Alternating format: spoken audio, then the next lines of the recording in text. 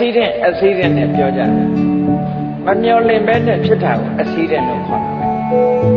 အဲ့တော့အန္တရာယ်ဆိုတာတွေကိုဂျုံတတ်တော့ဒီအန္တရာယ်တွေမကြုံကြရအောင်ဘာလို့ဖို့လိုအပ်တယ်လဲဆိုတာမှန်ကန်တဲ့ဤတစ်ခုနဲ့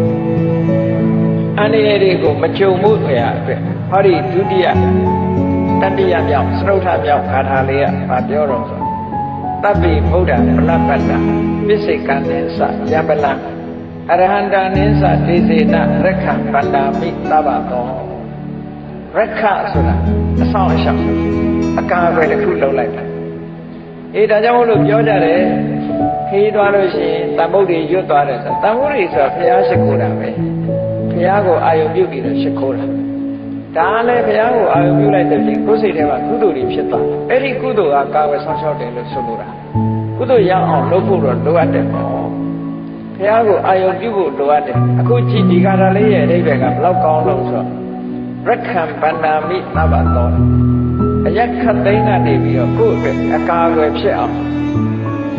ဆောင်းလျှောက်ဖို့လုပ်ပါတယ်တဲ့။ဘာနဲ့ဆောင်းလျှောက်ဖို့လုပ်တာလို့ဆိုတပ္ပိဗုဒ္ဓဗလပတ္တဖရာတွေဆိုတာစွမ်းအားအမတန်မှကြီးတယ်။ကာယဗလညာနာဗလဆိုတာလို့စွမ်းအားကြီးတယ်။ဖရာမှန်တယ်များစွမ်းအားတွေအမတန်ကြီးတယ်။အဲ့ဒီဖရာတွေရဲ့စွမ်းအားကိုအသုံးပြုပြီးတော့ဟုတ်လားအန္တရာယ်ခင်းမှုကိုစောင့်ရှောက်မှုကာကွယ်မှုစီမံပါတယ်လို့ဒီလိုပြောတယ်ဆိုလိုတာကမြတ်စွာဘုရားရဲ့ဂုဏ်ကိုချီးကျူးလိုက်တာပဲတပ္ပိဗုဒ္ဓဗလပတ္တဆိုဘုရားရှင်တွေအားလုံးဟာကာယဗလညာနာဗလဆိုတဲ့စွမ်းအားတွေကိုရရှိထားတာဖြစ်ပါတယ်အဲ့ဒီဘုရားရဲ့စွမ်းအားတွေနဲ့ကျွန်ုပ်အကာအကွယ်လုပ်ပါတယ်ဒါလည်းအမြဲတမ်းမှန်ကန်တဲ့ဒီစနစ်နဲ့လုပ်တာဖြစ်တယ်ပေါ့နော်ပစ္စေကံနင်းစယံပလံဘုရားတွေမှာကဘူးပစ္စေကဗုဒ္ဓရှင်မြတ်တွေလည်းစွမ်းအားတွေရှိတယ်အဲ့ဒီစွမ်းအားတွေနဲ့ကာကွယ်လုပ်ပါအရဟန္တာနိသဒေစေနယဟန္တာပုဂ္ဂိုလ်ရဲ့အရှိန်အဝါတွေလည်းရှိတယ်အဲ့ဒီအရှိန်အဝါတွေကိုသုံးချပြီးတော့ဟုတ်လားကိုယ့်အတွက်အကာအကွယ်ဖြစ်စေပါတယ်လို့ဒီလိုပြောတာအဲ့တော့ဘုရားကိုချီးမွမ်းပြီးတော့ဘုရားရဲ့စွမ်းအားတွေရင်ထဲရောက်အောင်လုပ်တယ်တရားရဲ့စွမ်းအားဒီပစ္စေကဗုဒ္ဓရဲ့စွမ်းအားတွေရင်ထဲရောက်အောင်လုပ်တယ်ယန္တာပုဂ္ဂိုလ်မြတ်တွေရဲ့စွမ်းအားအာယုပြုဖို့တော့လိုအပ်တာပေါ့နော်လောကမှာပွင့်သွားတဲ့ဘုရားတွေအများကြီးရှိတယ်အဲ့ဒီပွင့်သွားတဲ့ဘုရားတွေကိုစိတ်ထဲကအာယုပြုလိုက်ပြုပြီးတော့အဲ့ဒီဘုရားတွေအားလုံးဟာစွမ်းအားကြီးမားတော့ကြတယ်တခါပစ္စေကဗုဒ္ဓတွေပွင့်သွားကြတာလည်းတော့မဟုတ်ဘူးအဲ့ဒီပစ္စေကဗုဒ္ဓတွေရဲ့စွမ်းအားလည်းပထမကြီးပါတယ်လောကမှာယဟန္တာပုဂ္ဂိုလ်တွေဆိုတာရှိတယ်ယဟန္တာပုဂ္ဂိုလ်တွေမှာလည်းစွမ်းအားအမတန်မှကြီးတယ်အဲ့ဒီအရှင်မြတ်ရဲ့စွမ်းအားဟာကျွန်ုပ်တို့အဆောင်ရှောက်ဖြစ်ပါလေဒါအမတန်ကောင်းတဲ့အချိန်ပဲဘုရားတရားတန်ခါကိုကိုကတတိယပြီးတော့ဆောင်ရှောက်လုပ်တဲ့အချိန်ဖြစ်တယ်အဲ့တော့နန္ဒခေမှာအိမ်ပြင်ထွက်အလုံးလုံးခီးသွားအလုံးလုံးတဲ့အခါဒီလိုအကာအကွယ်ဆောင်ရှောက်ကလေးနဲ့လုပ်သွားဖို့အတွက်ပုဗ္ဗန္တတုတ်ထဲမှာဒါကိုလည်းထည့်သွင်းပြီးတော့ရေးသားထားကြဒါကနံပါတ်4ကာထာနောက်တစ်ခါ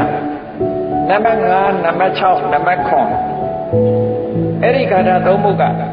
ရဏတုတ်မှာပါပြီးတာသစ္စာဆိုတာလောကမှာ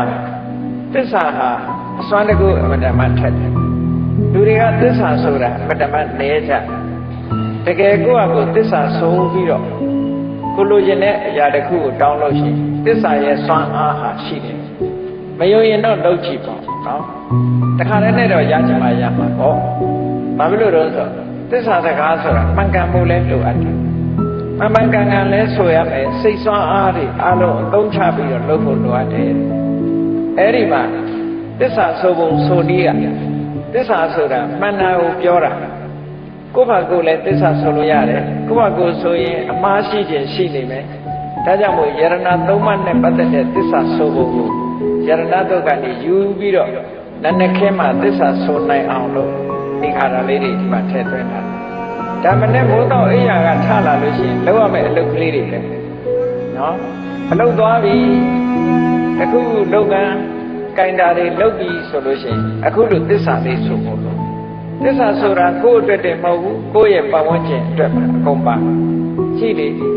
ယ ယံကိစီဝိတံဣဒဝါပုရံဝါတက္ကေတုဝါယံရတနံပဏိတံနာနောတမံအဋ္ဌိတထာဂတိနဣရံပိဗုဒ္ဓေရတနံပဏိတံဣတိနသစ္စေနသောတိဟောတုဣဒံပိဓမ္မေရတနံပဏိတံဣတိနသစ္စေနသောတိဟောတုဣဒံပိသံဃေရတနံပဏိတံဣတိနသစ္စေနသောတိဟောတုဘုရားတရားတန်ခါနဲ့ပတ်သက်ပြီးသစ္စာဆိုပုံလေးကိုကြည့်ဗမာလိုအဓိပ္ပာယ်ကလည်းရှင်းရှင်းပဲယံကိစီဝိတံဣဒဝါပုရံဝါတက္ခေတုဝါယံရတနံပဏိတံဒီလိုဆိုလို့အဲ့တော့ယံကိစီဝိတံလောကမှာနှစ်သက်စရာကောင်းလာတဲ့ပစ္စည်းဥစ္စာတွေဒီလူပြေမှာရှိတဲ့ဟာရောတခြားလောကမှာရှိတဲ့အရာတွေရောနော်နတ်ပြည်တွေမှာရှိတဲ့အရာတွေရောလောကမှာယရနာတွေဟာကဘာမှာရှိတယ်ယံကိစီဆိုရှိသမျှယရနာတွေအားလုံးအနှစ်သာရယရနာတွေအားလုံးနာနောတမံအဋ္ဌိတထာဂတိနာမြတ်စွာဘုရားဆိုတဲ့ယရနာနဲ့တူတဲ့ယရနာလောကမှာမရှိပါဘူးလူတွေပိုင်ဆိုင်ကြတဲ့စိတ်ပဲဖြစ်ဖြစ်ရွှေပဲဖြစ်ဖြစ်ငွေပဲဖြစ်ဖြစ်နော်ကြောက်တံပရမများတွေပဲဖြစ်ဖြစ်အဲ့ဒီယရနာတွေမြောင်များစွာရှိတယ်ကဘာမှာရှိတဲ့ဒီယရနာတွေရဲ့တန်ဖိုးဟာမြတ်စွာဘုရားတည်းဟူသောယရနာကိုမမိပါဘူးလို့ဒီလိုဆိုလိုတာအဲ့ဒါဟာမှန်ကန်သောစကားတစ်ခုဖြစ်တယ်နာနောတမံအဋ္ဌိတထာဂတိနာဣဒံပိဗုဒ္ဓေရတနံလောကမှာရှိတဲ့ယရနာတွေထက်ပိုပြီးတော့ထူးမြတ်တဲ့ယရနာနှစ်သက်စရာကောင်းတဲ့သီလသမာဓိပညာဆိုတဲ့ဒီထူးခြားတဲ့တန်ဖိုးရှိလာတဲ့တရားတွေမြတ်စွာဘုရားတဏ္ဍာမှာရှိတယ်တရားမှာရှိတယ်သံဃာမှာရှိတယ်အဲ့ဒီမှန်သောစကားကိုဆိုရတော့ကြောင့်တတ္တဝါတွေချမ်းသာကြပါစေဟောဒါမေတ္တာဆိုပြီးတော့မေတ္တာပွားတဲ့နည်းပဲအဲ့တော့နည်းနည်းမိုးတော့လေးရောက်တဲ့အခါကျတော့ကိုယ့်အတွက်တမကဘူးအများတတ္တဝါတွေအတွက်ပါသစ္စာဆိုပြီးတော့မေတ္တာပွားတာအလွန်ကောင်းတဲ့အလုပ်တစ်ခုပဲပေါ့နော်အဲ့တော့အလွန်ကောင်းတဲ့တစ်ခုကမှန်မှန်ကန်ကန်လုပ်သွားမယ်ဆိုလို့ရှိရင်ကောင်းကျိုးချမ်းသာတွေရတာဒါနည်းနည်းပိုင်းမှာဒီလိုလုပ်ဖို့အတွက်ရှေးဆရာတော်ကြီးတွေကထို့ထို့ပါဠိတော်တွေကနေထုတ်လုပ်ပြီးတော့ဒီလိုရေးသားခဲ့ကြတာဖြစ်တယ်ဟောဒါကြောင့်မလို့နေ့စဉ်နဲ့အမျှကောင်းကျိုးချမ်းသာတွေကိုလိုချင်တယ်တဏိတာဖြတ်တန်းတဲ့အခါမှာတဏှိပိုင်းမှာကောင်းကျိုးချမ်းသာတွေရချင်တယ်နေ့လယ်ပိုင်းမှာကောင်းကျိုးချမ်းသာတွေရချင်တယ်ညနေပိုင်းမှာကောင်းကျိုးချမ်းသာတွေရချင်တယ်ဒီဟာကိုလိုက်လာကြနောက်တစ်ခုစိတ်ရဲ့ဆန္ဒဆိုတာအမှန်တမ်းကြီးမားတယ်လူတွေကအမတ်တမဲ့နေတယ်ဆန္ဒဆိုတာကြီးမားတယ်ဆိုတာလူတွေကမသိဘူးကြည့်လေတရားနာခြင်းနဲ့ဆန္ဒရှိတော့ဒီထိရောက်ပါနော်နာခြင်းနဲ့ဆန္ဒမရှိဘူးဆိုရောက်ပါမလားရောက်အဲ့ဒါဆန္ဒကပို့တယ်လို့ခေါ်တယ်နော်ဆန္ဒမရှိတဲ့လူကအိမ်မှာပဲနေမယ်လေဆန္ဒရှိတော့လူဟာဘလောက်ဝေးဝေးတရား